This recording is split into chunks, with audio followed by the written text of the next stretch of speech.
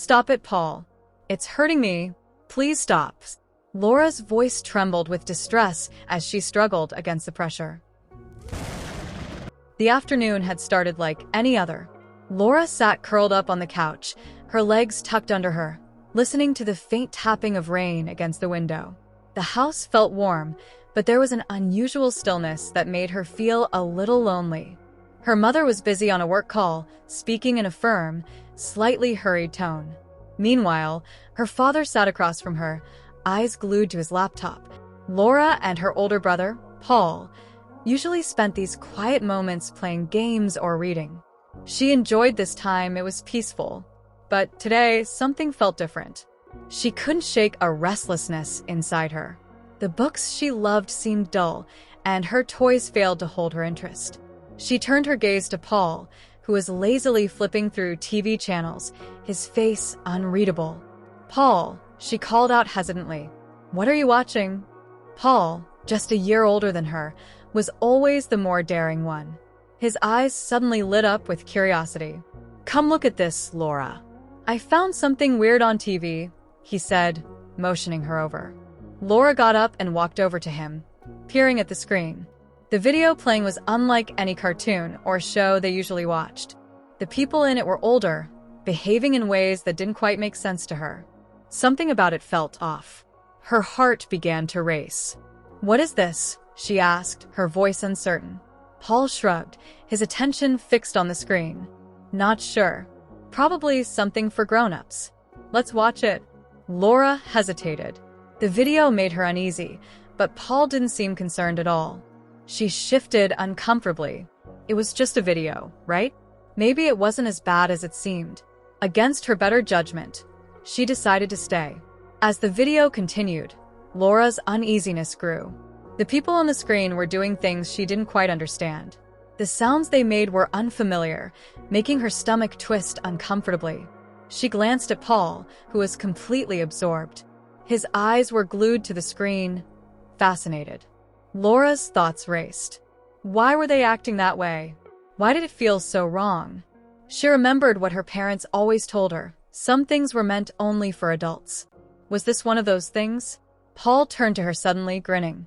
"I think it's just something adults do. It doesn't seem bad. We should try it too." Laura's heart skipped a beat. "What do you mean, try it?" she asked, barely above a whisper. Paul's confidence didn't waver. "I think it's something we're supposed to do. Let's try it like they did."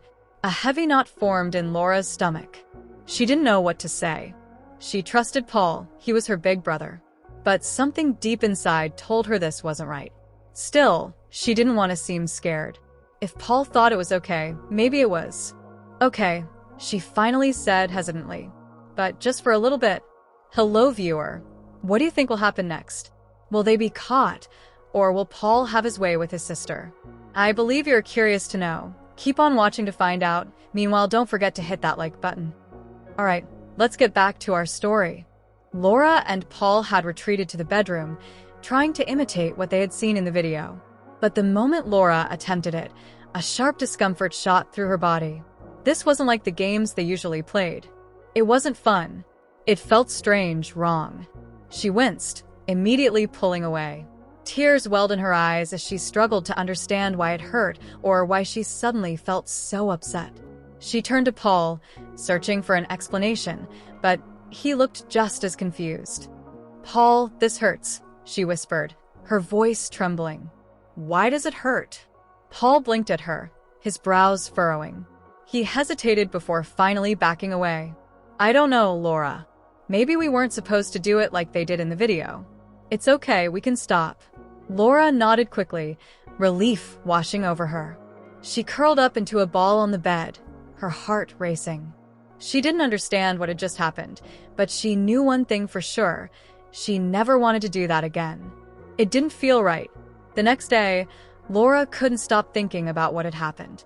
Every time the memory surfaced, her chest tightened. An uneasy feeling settled inside her, growing heavier with each passing moment. She wanted to talk to someone, but who? Her mother was always busy with work. Every time Lora tried to get her attention, she would respond with the same tired phrase, "Not now, Lora. Mommy is working." Lora felt alone. She didn't want to bother her mother again, but she couldn't push away the worry building inside her. Who could she talk to? Would anyone understand? Worse, what if they got mad at her?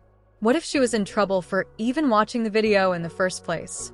That night, Lora tossed and turned in bed, thoughts pressing down on her like a heavy weight. She didn't want to keep this secret, but she had no idea how to bring it up. The next morning, a gentle knock echoed at the front door. It was Auntie Gloria, their kind-hearted neighbor.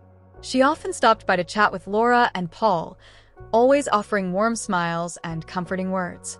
Lora sat on the couch, staring down at her hands, lost in thought. She barely noticed when Gloria walked in and settled beside her. "What's on your mind, sweetheart?" Gloria asked softly, noticing the troubled look on Laura's face. Lora hesitated. Should she say something? A deep sigh escaped her lips as she finally whispered, "Auntie, I saw something on TV yesterday with Paul. We didn't understand it, but it made me feel funny. We tried it, and it hurt. I don't know if it was bad, but it felt wrong." Gloria's face remained calm, full of understanding. She nodded, listening intently before speaking. "Lora, I'm so glad you told me," she said gently. "You did the right thing by coming to me. What you saw wasn't meant for children. Sometimes, there are things in this world that are confusing and not okay for kids to watch or do. And you should never feel like you have to try something that makes you uncomfortable."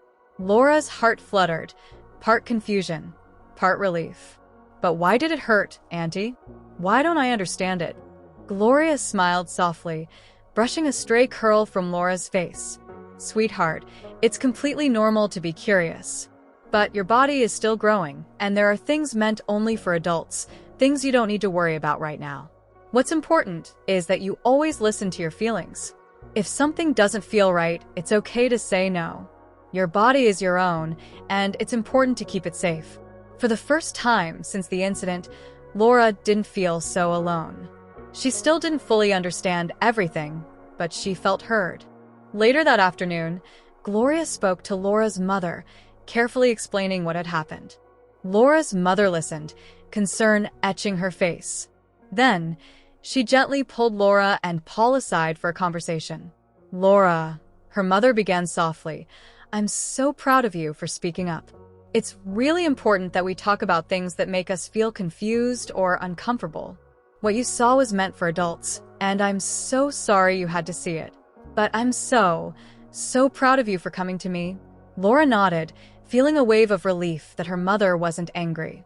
"I didn't like it, Mom. It did hurt." Her mother hugged her tightly. "I'm so sorry, sweetheart. You're right. There are things that are only for grown-ups, and you're not ready for them yet. You should never do anything that makes you feel wrong or unsafe. And you should always know that you can come to me with any questions. Anytime, okay?" Paul, who had been quiet the whole time, finally spoke. "I'm really sorry, Lora. I didn't think it would hurt you. I thought we were just playing." Lora offered him a small smile. "It's okay, Paul. I think we both learned something." From that day forward, Laura's mother made a decision to take breaks from work, to be more present, and to start teaching her children about the things they needed to know in a way that was safe and right for them. Because growing up wasn't just about learning facts, it was about knowing when to ask questions and who to trust. As parents or intending ones, let's not forget to always watch over our children, spend time with them, advise them about morality. But above all, let's ensure we create a safe and comfortable environment for our kids. That's what we had for you for today. Don't forget to like the video, and also please leave your comments down below. If you haven't subscribed, I would advise you do so you don't miss out on interesting videos. If you love similar stories, kindly click on the next one showing up on your screen right now. See you in the next video. Bye.